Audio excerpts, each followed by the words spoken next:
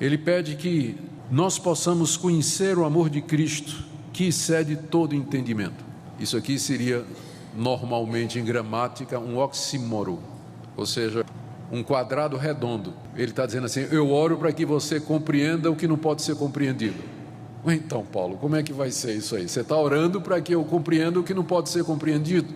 Não é isso que ele diz aí? Para que vocês possam conhecer o amor de Cristo, que excede todo entendimento. Aqui o amor de Cristo é o amor de Cristo por nós. Não é o nosso amor a Cristo, mas o amor que Ele tem por nós. Paulo diz que esse amor excede todo entendimento. Excede todo entendimento humano. Podemos pensar à primeira vista. Ou seja, o mundo não pode compreender o amor de Cristo, mas nós podemos. E é por isso que ele ora. Mas eu creio que quando ele diz que o amor de Cristo é além de todo entendimento, ele não está falando apenas em relação à humanidade caída, mas até mesmo a nós, que nós não temos condição de avaliar, embora nós digamos em palavra e cantemos em verso, nós não podemos avaliar o grande amor de Cristo por nós, quando desceu da glória, se fez um de nós e suportou tudo o que Ele suportou na cruz, para que nós pudéssemos ser perdoados dos nossos pecados. Nós lemos na Bíblia, nós cantamos isso em nossos hinos, mas a compreensão, porque o verbo aqui, conhecer, é um verbo no grego que significa conhecer por experiência. Não somente você conhecer, mas você se apropriar, você conhecer porque você provou. E esse é um daqueles pontos em que, à medida que eu preparava a exposição do texto, eu parei e disse: Deus, será que eu conheço isso? Conhecer o amor de Cristo que excede todo o entendimento. Conhecer no sentido de experimentar. Intelectualmente nós sabemos o que é o amor de Cristo. A Bíblia está cheia de passagens que falam disso. Mas quando é que isso se torna uma experiência real na nossa vida? Eu li uma vez uma experiência do famoso Jonathan Edwards. Se não foi ele, foi John Flavel, um outro puritano. Mas eu penso que foi Jonathan Edwards. Ele estava a cavalo, indo para um determinado hospedaria, onde ele ia passar a noite, estava em missão de pregação, e à medida que ele ia no bosque, ele estava andando no bosque, a caminho do hotel, e ele começou a meditar na grandeza de Cristo, na beleza de Cristo, na pessoa de Cristo. E à medida que ele estava meditando, a sua mente foi se elevando, foi se ocupando com essas coisas, e de repente ele se viu. Quando ele voltou assim, o cavalo estava pastando em algum lugar, ele estava completamente perdido no bosque, durante ele não sabe quanto tempo. Ele ficou, e não era pentecostal, tá? Era presbiteriano. Ele ficou, sim, elevado, tão carregado pela experiência de contemplar e meditar, de sentir o amor de Deus. Eu li também uma história relacionada com Blaise Pascal, aquele francês que era matemático, mas era também um cristão, muito dedicado e temente a Deus, escreveu coisas maravilhosas. Quando ele morreu, descobriram escrito dentro do paletó dele, uma tira de couro, gravado uma experiência que ele teve uma noite. Ninguém sabe o que é que estava lá, mas ele disse: à meia-noite, fogo, glória, coisas que eu não posso explicar. Alguma coisa aconteceu com Blaise Pascal, aquela mente brilhante, técnica, fria, calculista, mas alguma coisa ele percebeu. A história da igreja está cheia de relatos, de experiências que algumas pessoas tiveram do amor de Deus e como isso impactou a vida delas, transformou a vida delas. Eu não sei se é disso que Paulo está falando aqui, quando ele diz que nós possamos conhecer experimentalmente o amor de Cristo, porque uma coisa é você saber disso desde menino na escola dominical, outra é você ter a experiência disso, do amor de Cristo, e isso muda você.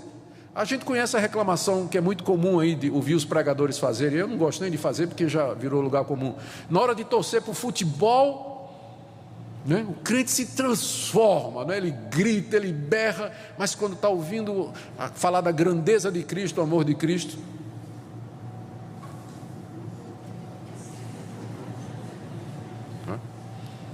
estou exagerando?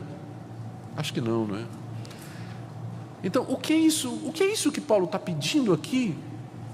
Para que nós conheçamos o amor de Cristo que excede todo o entendimento. É tão grande o amor de Cristo que essa deve ser uma experiência extraordinária. Sabemos o que é isso? conhecemos a Deus dessa forma. O cristianismo é algo que mexe conosco, que me toca, que me move, que me transforma, que me emociona. Não faz mal chorar por conta disso. Eu sei que por causa dos exageros que acontecem em determinados movimentos, do tipo assim, o pessoal cai, o pessoal fica imitando bicho, né? O pessoal fica pulando, o retetê de Jeová, e um monte de coisa, a gente olha assim, e pode correr o risco de ir para outro extremo. Dizer, não, o cristianismo bíblico é extremamente racionalista. É só mente, é só compreensão. Nós não podemos nem... Vamos levantar as mãos, irmãos, né? A gente fica assim, pode sentir, pode chorar, meu irmão. É claro, eu sou contra choro, emocionalismo. Eu sou contra emocionalismo. Eu acho que ele leva a pessoa no caminho errado.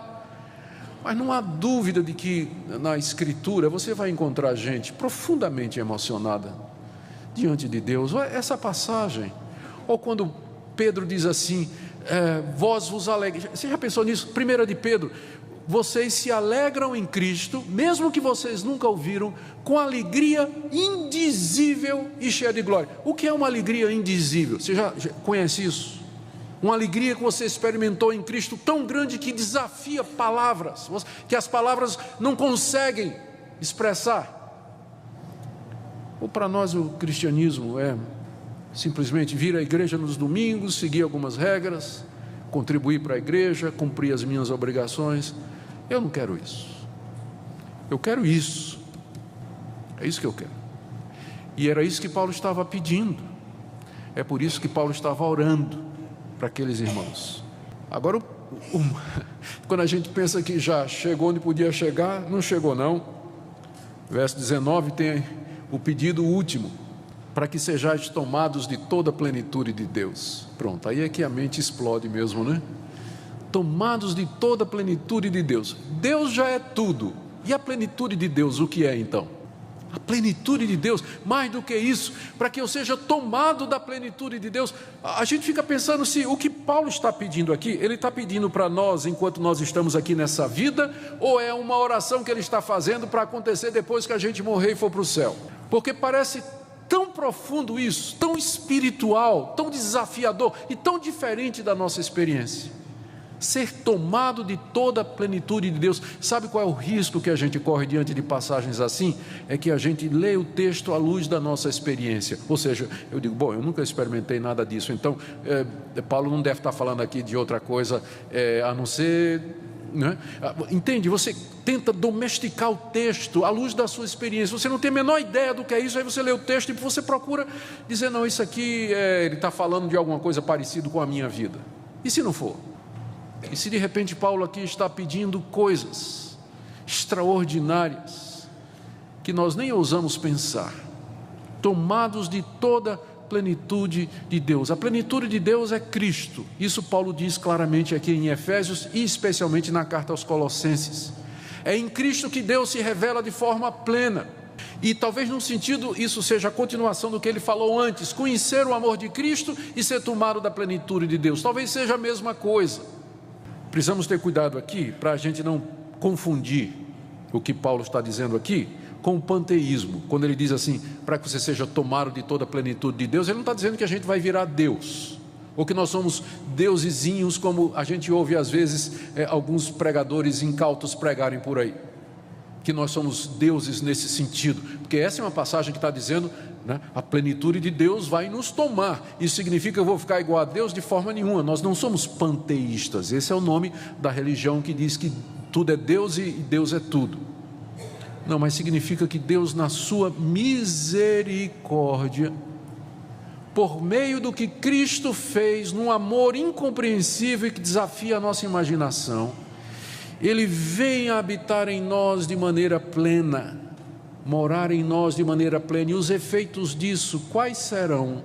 Você poderia identificar na sua vida? Quais seriam os efeitos de Deus habitar plenamente em você? Eu não penso que Paulo está aqui se referindo a você ser capaz de fazer sinais e prodígios e coisas desse tipo, mas eu penso que ele se refere aqui a uma vida em santidade.